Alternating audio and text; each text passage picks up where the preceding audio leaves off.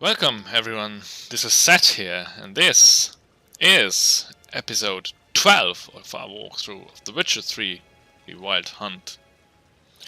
Now, we still have some stuff to read and to look through, so we're gonna get through that, and then we'll get back into the business. I'd appreciate it if you wouldn't be shouting, thank you.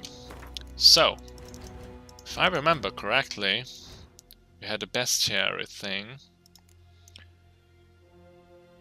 Ability groups.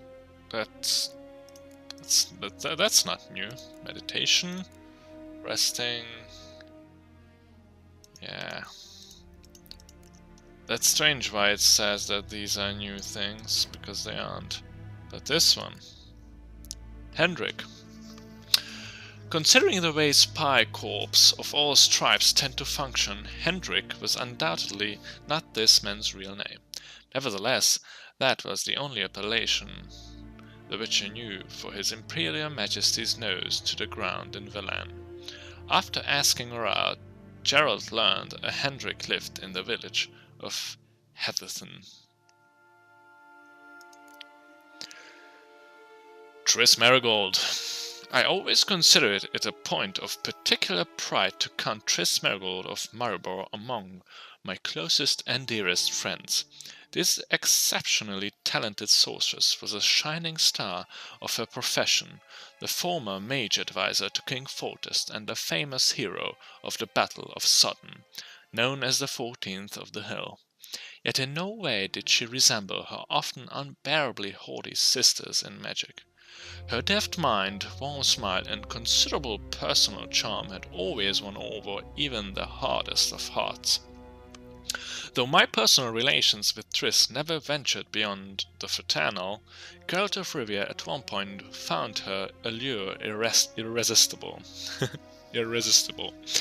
From then on, the two shared feelings that ran far deeper than a superficial and fleeting fancy.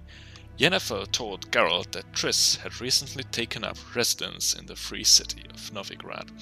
Yes, you see, we I think romanced her. I don't know if it was a choice, but I know I did.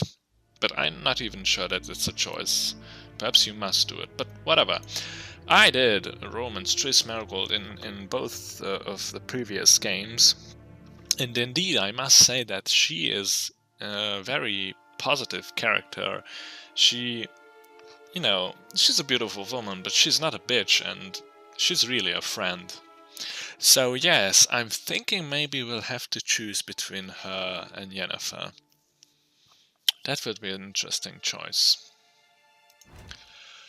Alright, no new crafting things, I think. No. No new alchemy. Yes, the inventory, that's something we'll have to look through. We only have one quest, and that is to travel to Velan. 2 available points which still we cannot use because this slot is locked.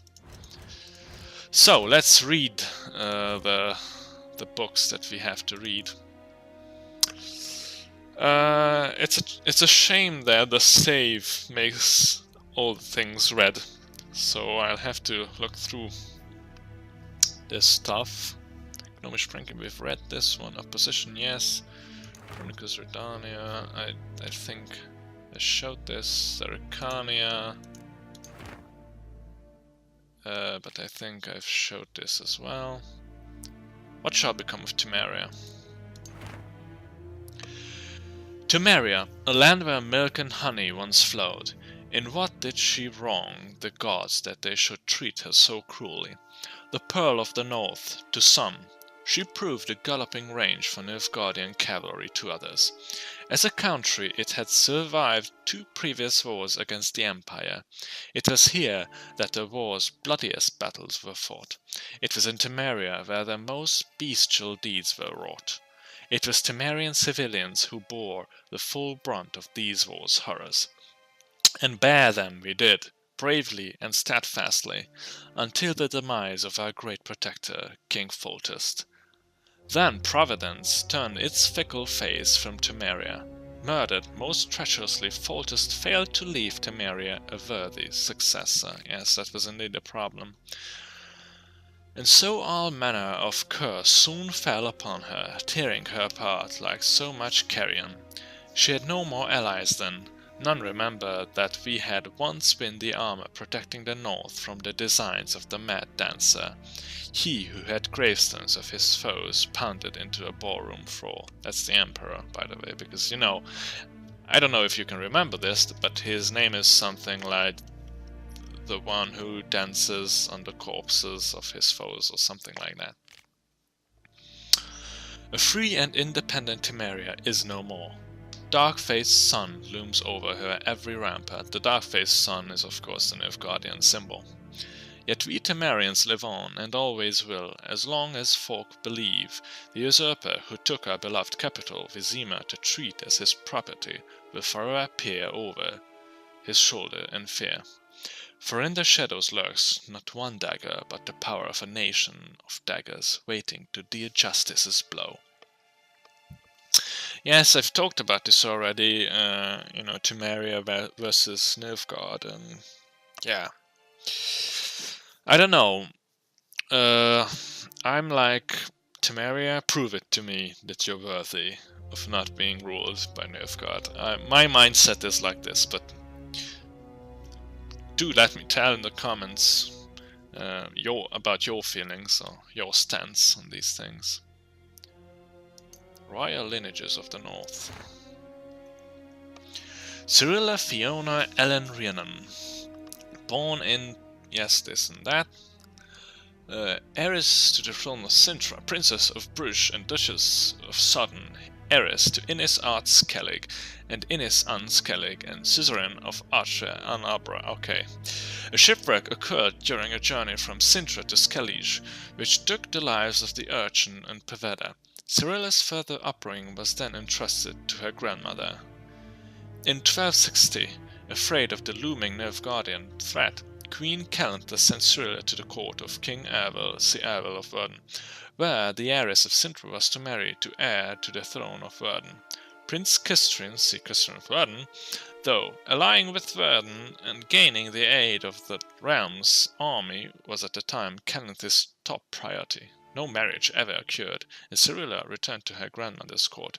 In 1262, during the so-called Sintra massacre, Cyrilla went missing. Interesting. Portrayal of the elder races. What is a non-human? The answer is simple. As the very name suggests, it is something which resembles and yet, nevertheless, is not a human.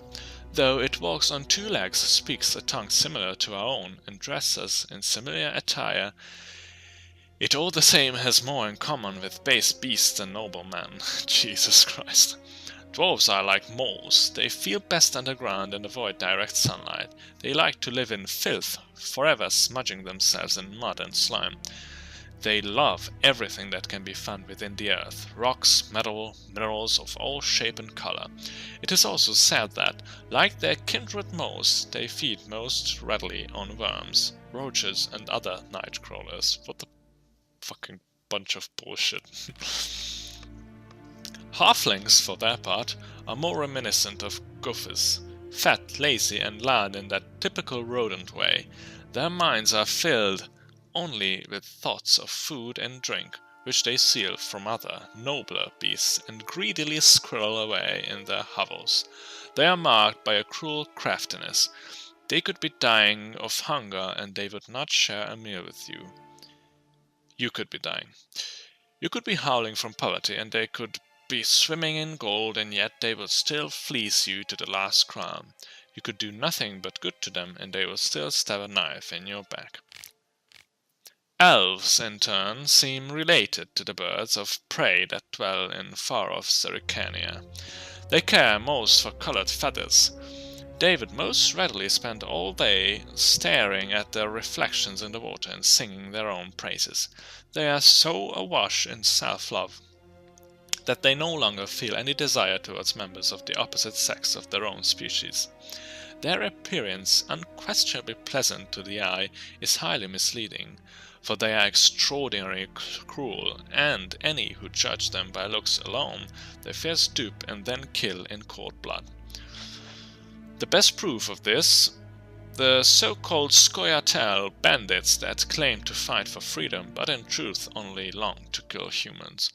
All these vile so-called elder races are, to our great fortune, slowly dying out.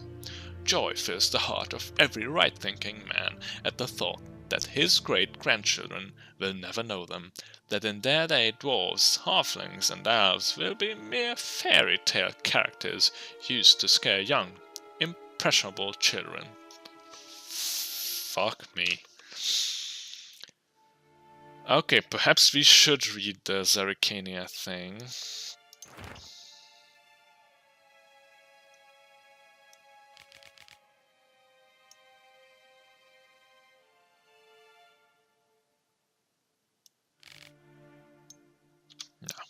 No.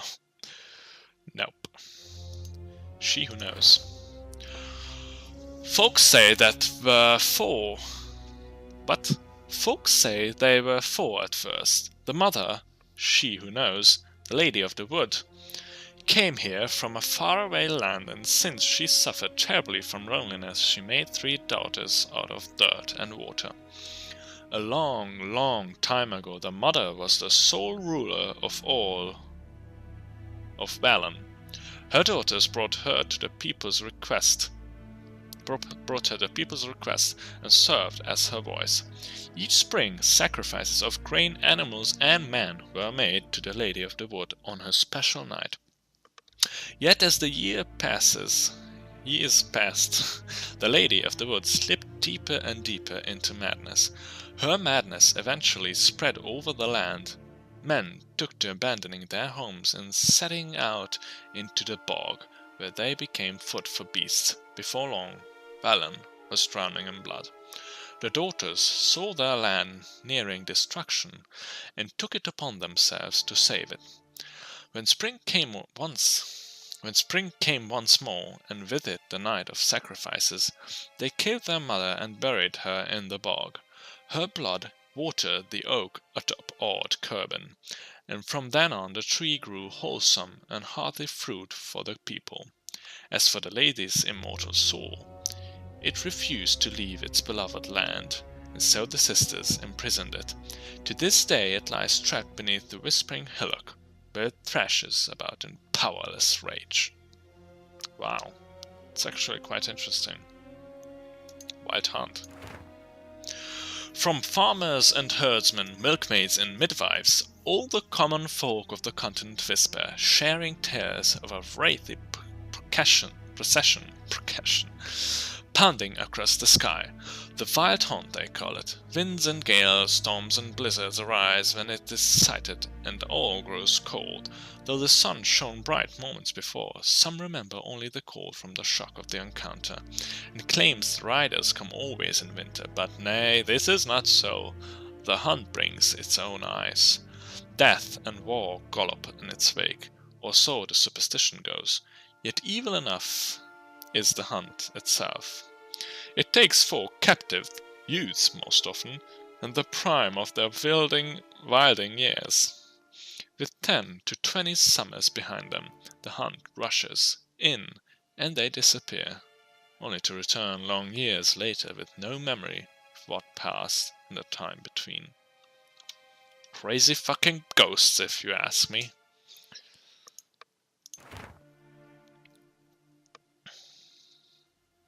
Alright, this is a poem. Let's read it. Love. To love is to build a house of cards or play a game of chess, but one wrong word or ill-thought move, and you must start it all afresh. Tide. Whenever I watch the tide recede, cold coils of fear grip round my heart. Will the seas sneak back calm and sure, in the dark of night, as they have before? Or will they stay on distant shores, leaving crushed shells and washed-up dreams as memory of serfs of yore? The last book, ladies and gentlemen. Last Wish.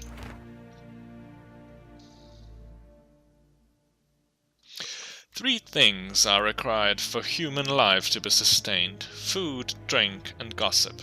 It is thus no wonder that no matter where I travel, be it ice-bound Powys or evergreen Toussaint, everyone asks me about the passions that bind Geralt and the sorceress Yennefer of Vengerberg. As a man, both cautious and discreet in nature, I refuse to betray their secrets, with one important exception. The history of their first encounter is so extraordinary, so romantic and moving, that it would be a veritable crime to hide its light under a bushel. Indeed, had I not witnessed these events personally, I would never believe that that was a room in a grim and dark world. Oh, I'm sorry. I would never believe that... Oh, no, that's not my... That would be a there, so... yeah, finally, it's not my reading, but it's the text. I would never believe that there was room in our grim and dark world for such fantastic marvels. It all began when Geralt and I were feeling a bit peckish and, unburdened by heavy coin pouches, decided to fish our supper out of a lake. No bites were to be had, but we did not leave empty-handed. My hook snagged quite a lovely little pot. Oblivious to my friend's warnings, I opened it, and in doing so freed a powerful djinn. This is actually a story from the books, I know this. Without giving it much thought, I set about proclaiming my wishes. Before I could get to 3, however, the djinn, irritated, I now see in hindsight, at being issued demands so soon after waking, started to throttle me. Geralt was able to drive him off, but I was left in a sorry state. I acted, the Witcher told me later, as though under the influence of some curse. Clearly the help of an expert in magic arcana would be needed. It was our good fortune that Yennefer of Vengerberg happened to be staying in a nearby village. Geralt went to her to ask that she heal his best friend, who happened also to be the brightest star in the Norse poetic firmament. Of course, this is Dandelion. Yennefer, however, was more interested in the djinn, which she wanted to trap into magic servitude, than in its victims, and, it should be said, played the Witcher like a well-strung mandolin. Yet rather than grow angry at being used in such calculating manner, he fell, white head over, muddy boots, in love with her. What happened then? Well, I won't go into details. Suffice to say that Yennefer's plans hardly delighted the djinn, and without its cooperation she proved unable to tame it. The sorceress would surely have met a tragic end, taken all of Rind along with her, had Geralt not rushed to her rescue. For once he did not need to draw either of his blades. To send the djinn packing, he had but to pronounce his third and final wish. He could have asked for anything, wealth, fame, power, but instead he asked the djinn to bind his fate to that of the arrogant yet intriguing sorceress from Vengerberg. Julian Alfred Pancratz, Viscount of Leadenhove, born 2032. Award-winning poet, playwright and troubadour, frequent performer at the courts of Niedermere, Wesemere, Wenzlau and many other nobles and notables. Alumnus of Oxenford Academy. So this is not actually Dandelion, but some other guy. Wow. Cool stuff, cool stuff. Why isn't this in here? Alright. I think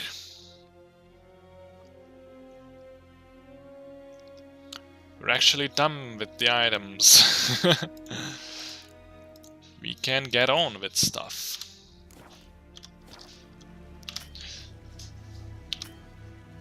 Come on, why won't you save? Thank you. There is a quest here, so let's look at it. One false move and you will regret it. Yeah, you said this already.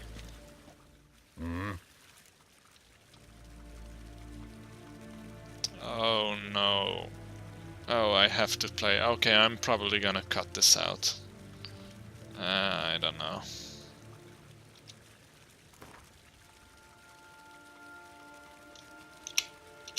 Wouldn't mind a few rounds of cards.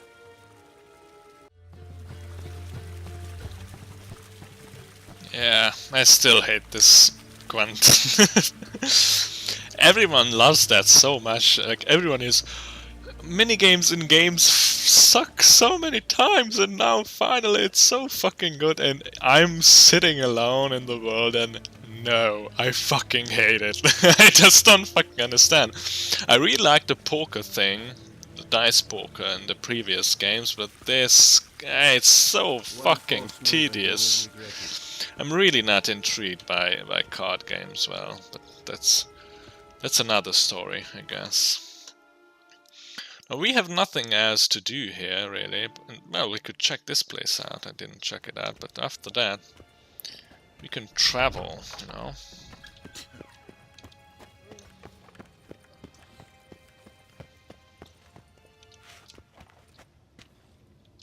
Worker. Well, of course. If you say so.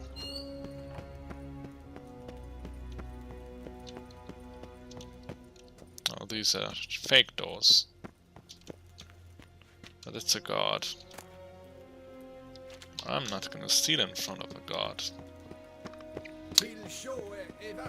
Yeah.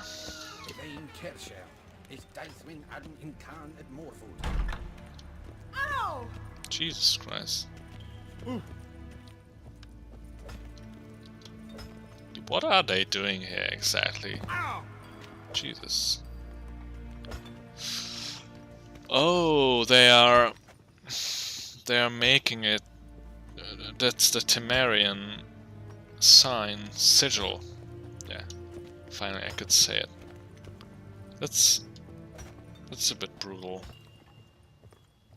isn't it? Well, let's get going.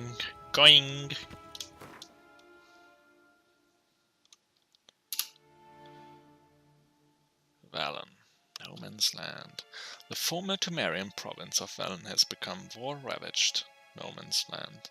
Of course. Yes. Go.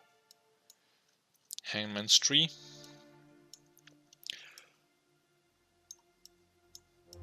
Wow, that's a big ass place. Is this the whole thing? It is. That's a fucking big... Wow! That's an army, isn't it? That's a Nilfgaardian army? This is a huge map! A huge map! I was right, that White Orchard, that's really just a tutorial map. Wow.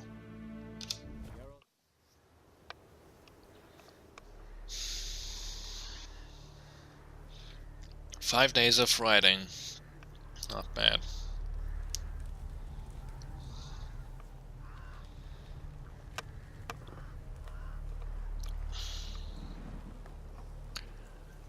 The infamous tree from the trailers. Just like the tree from Pillars of Eternity.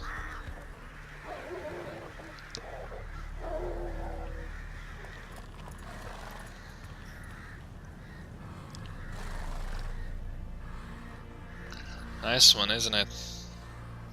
But that's Valen. War-ravaged indeed.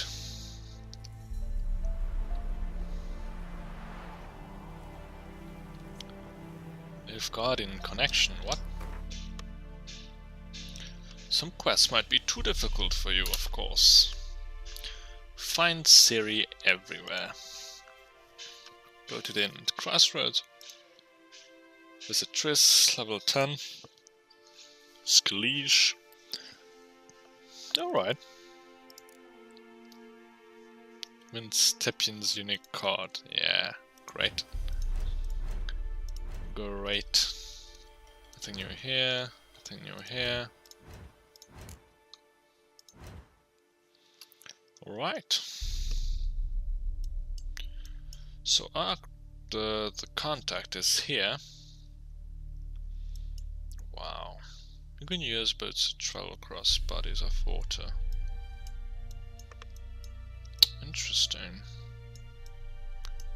Is that Bizima? What is that place? No, it's not, I guess. This map is so big. Wow. I would wager, though, that this map alone is like half the size of Skyrim, or more. I don't really want to make Skyrim versus Witcher comparisons because I don't, but yeah. Well, alright, let's look at this notice board.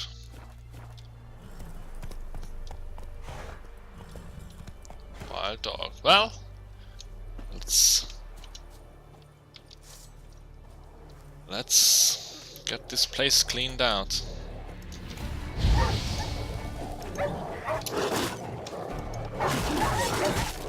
Oh Jesus!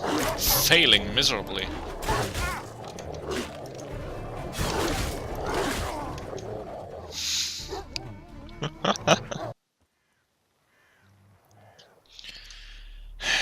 Big ass loading screen this was. Alright. White dogs.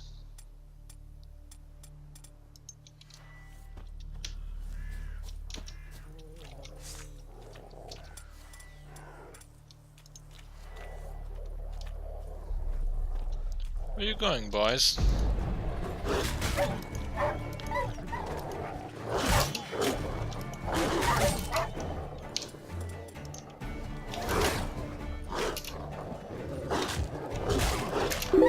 Why isn't it working? Yeah.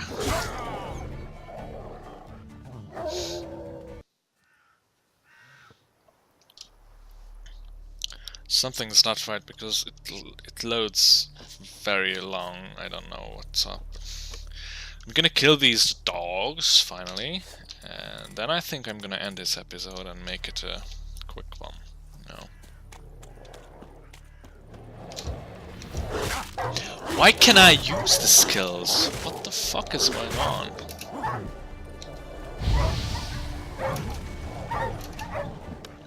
Where are you going, you son of a bitch?